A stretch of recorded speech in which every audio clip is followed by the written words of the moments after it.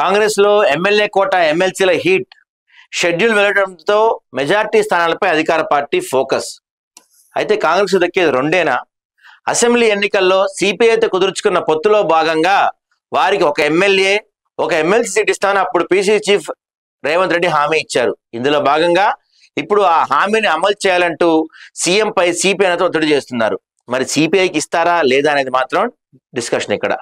ఇదే సమయంలో మజ్లిస్ పార్టీ కూడా తీవ్రమైన చర్చ సాగుతుంది. ప్రస్తుతం ఎంఐఎం పట్ల కాంగ్రెస్ పార్టీ పూర్తి సానుకూలంగా ఉంది. అసెంబ్లీలో ఆ పార్టీకి మజ్లిస్ పూర్తి అండగా నిలబడుతుంది. అయితే ఆ పార్టీ తమ సిట్టింగ్ సీటు తమకే ఇవ్వాలని సీఎంపై ఒత్తిడి చేసే పరిస్థితి ఉంటుందంట. ప్రస్తుతం 4 ఎమ్మెల్సీలకు కాంగ్రెస్ పోటీ తీవ్రంగా ఉన్న పక్షంలో ఇటు సిపిఐ అటు మజ్లిస్కు చెరవటిస్తే కాంగ్రెస్ కేవలం 2 ఎమ్మెల్సీ సరిపెట్టుకుంటుందా అనే చర్చ కూడా నడుస్తుంది.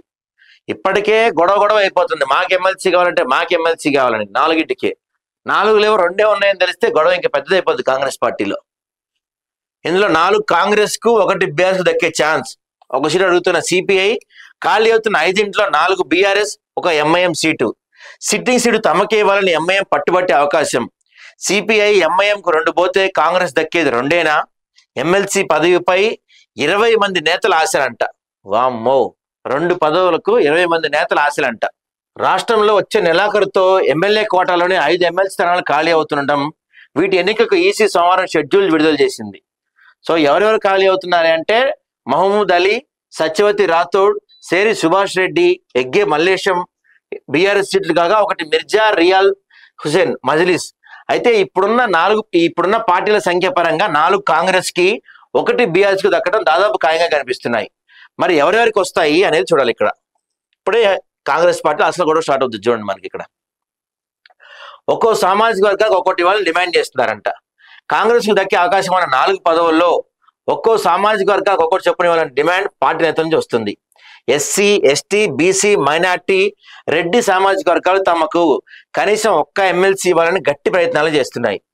5 సామాజిక వర్గ నేతలు ఒక్కో సీటు ఆశిస్తున్నారు. ప్రస్తుతం 4 ఎమ్మెల్సీలు మాత్రమే ఉండటంతో ఏ సామాజిక వర్గాన్ని ఎలా సంతృప్తి పరచాలని తర్జన భర్జన పార్టీలో బలంగా ఉంది. అయితే నాకు అనిపిస్తున్న దాని ప్రకారం, మనకున్న సమాచారం ప్రకారం ఒక బీసీకి అయితే కన్ఫామ్ ఇస్తారు, డౌటే లేదు దాంట్లో. మరి ఇంకోటి ఎవరికైనా చూడాలి. ఇక సీఎం రేవంత్ రెడ్డి అటు హైకమాండ్ కు కత్తి మీద సామిలా మారింది.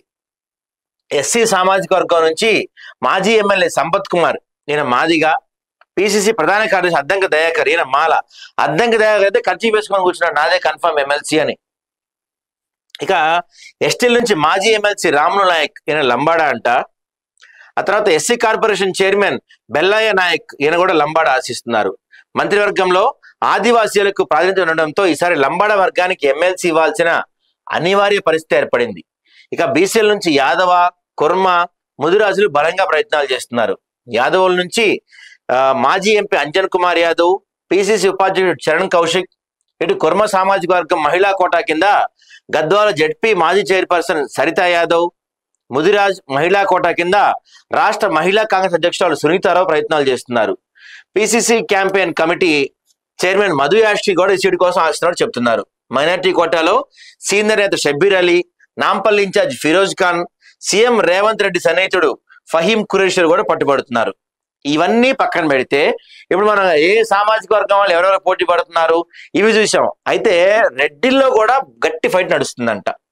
ఓసీలో రెడ్డి సామాజిక వర్గం నుంచి working president Jaggareddy, MLC Jeevan Reddy, Khairatabad DCC అధ్యక్షుడు Rohin Reddy, PCC media in-charge Sama Rammohan Reddy, OC బ్రాహ్మణ కోటాలో ప్రభుత్వ సలహాదారు హర్కర వేణుగోపాలరావు, కమ్మ సామాజిక వర్గం నుంచి కుసుమ కుమార్ ఈ సీట్లపై ఆశలు పెట్టుకున్నారు.